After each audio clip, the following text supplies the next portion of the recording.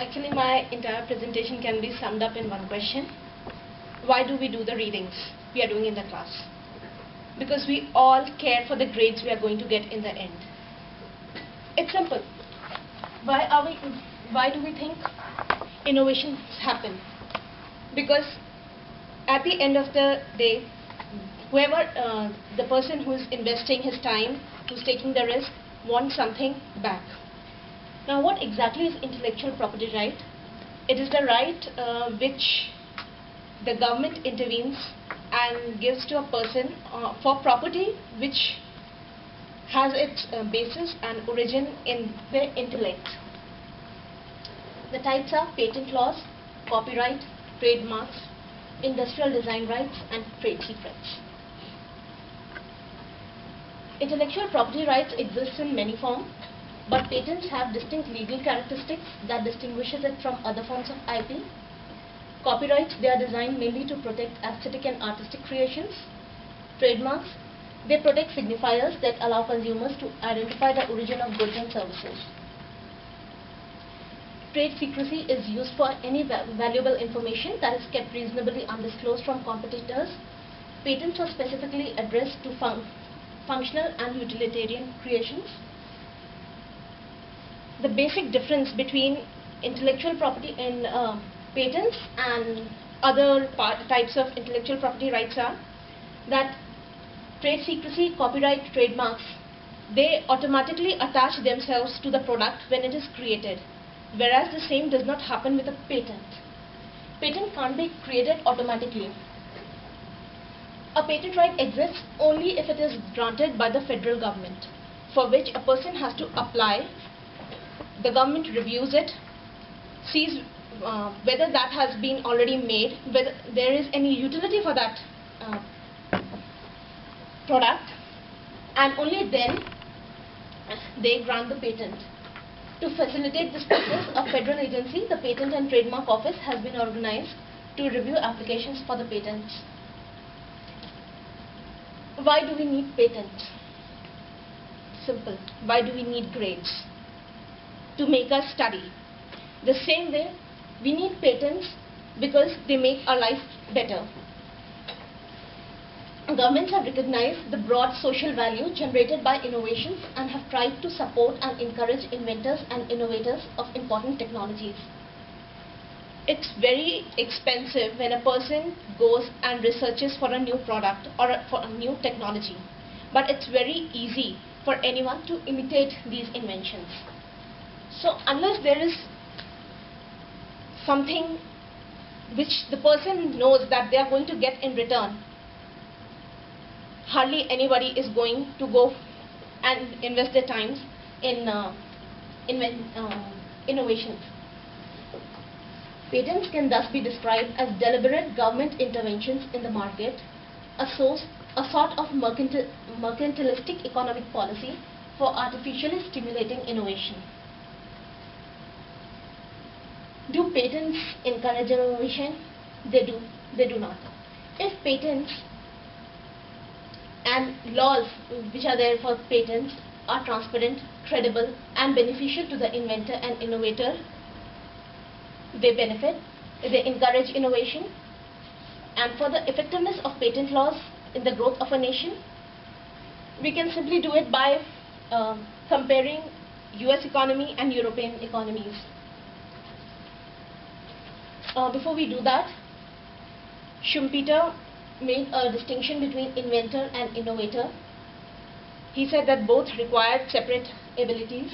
An inventor conceives an idea. An entrepreneur or innovator ensures its practical application. For an inventor, perhaps, it's not that necessary. A patent law is not that necessary, because most of the time inventors are people we can call as project entrepreneurs, people who are doing something for the pleasure of it. But the same can't be said for an entrepreneur, because he converts that idea into mass usability. He undertakes a risk, and for him, patent laws hold a lot of appeal. The intellectual property clause was first included in the US Constitution.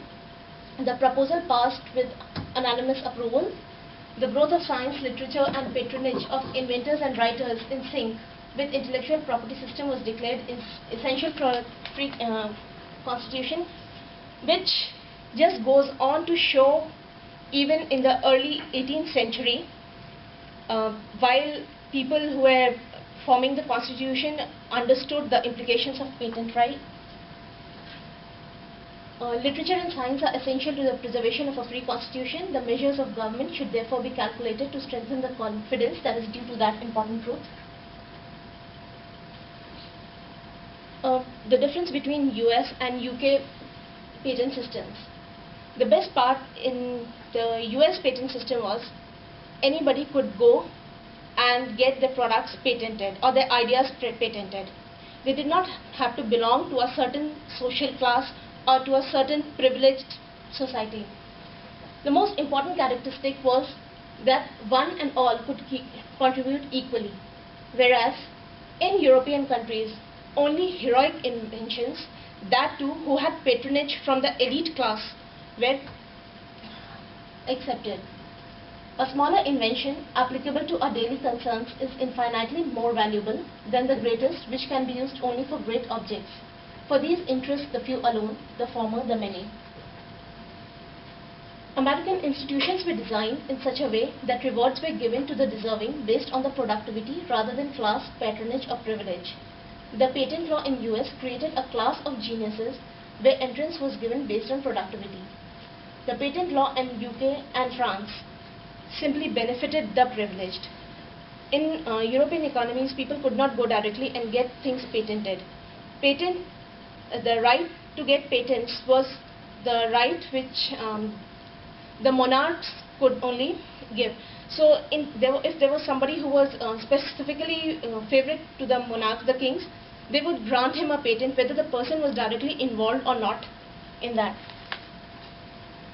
So in European societies, power was concentrated in the hands of the elite. Intellectual property system was granting of privileges and monopoly rights from the crown. Under the British law, patents were regarded as monopolies, which had to be monitored and restricted.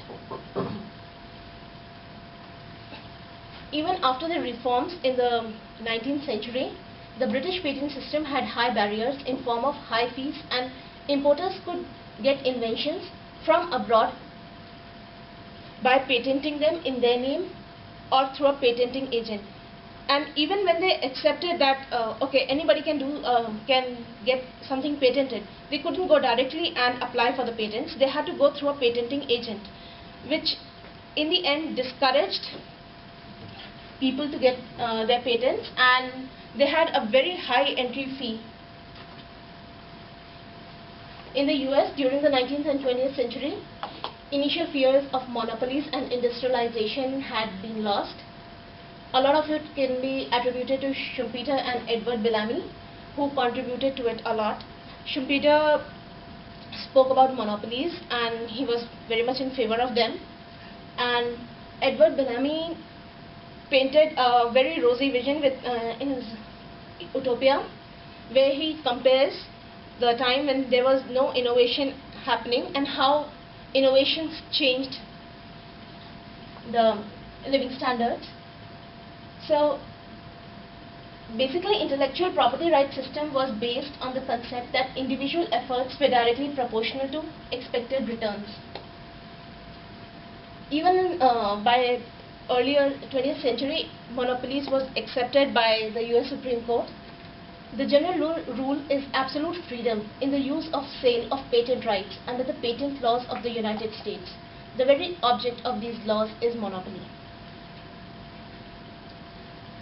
According to Abraham Lincoln, who himself was a patent holder, the rate and direction of inventive activities were determined by the flow of interest. Ask yourselves, what would be the result of 100,000 minds urged on daily motives of interest to acquire new skills or invent new improvements?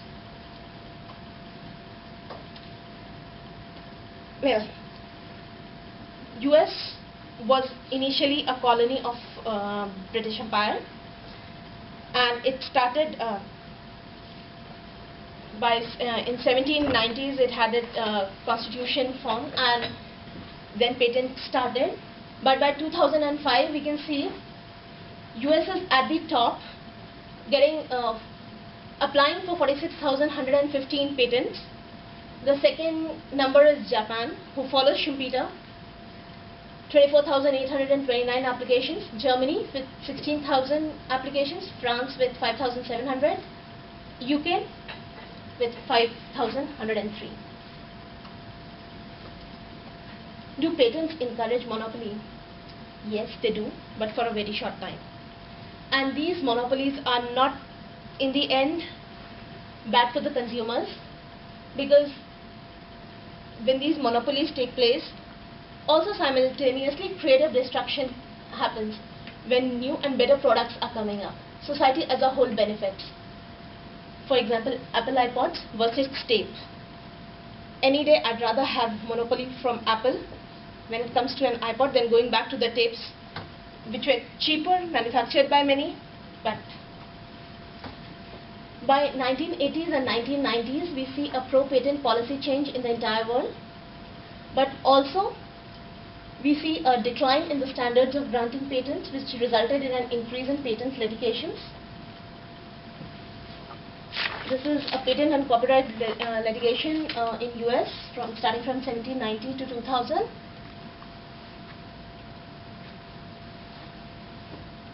There are drawbacks. One is patent office examiners. On an average, a patent officer spends only 18 hours on a patent application, but the decisions can take up to 3 years because of the huge backlog they have. The basic reason for this, so people don't get approvals in time. Granting patent is still a matter of luck. Most of the time, no one can predict whether the patent is going to matter or not. That is, whether the patent is important. Although no one can truly predict how it turns out, still efforts can be made to have much better prepared patent examiners. Lack of resources. Patent examinations cannot be perfect because there's always an aspect of human judgment. Better examination requires new resources. Presently, they are spending around $1 billion a year for its operations, but they require much more than that. Then in case of patent litigations, we have jury, where jury is selected from the common people. It's really, well, I don't think I can comment on that. Any normal person, when they are going to give a decision based on patents, I mean, people don't even understand. If I'm in the jury and I have to decide, I can't, because I don't understand technical things.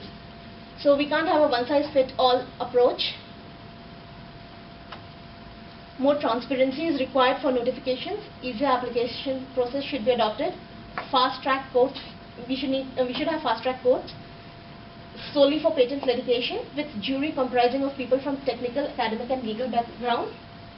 Well, it's totally out of the way, but something like Judge Judy maybe, where they are just specially there for patent litigations, and they can move, and basically we can clear the backlog.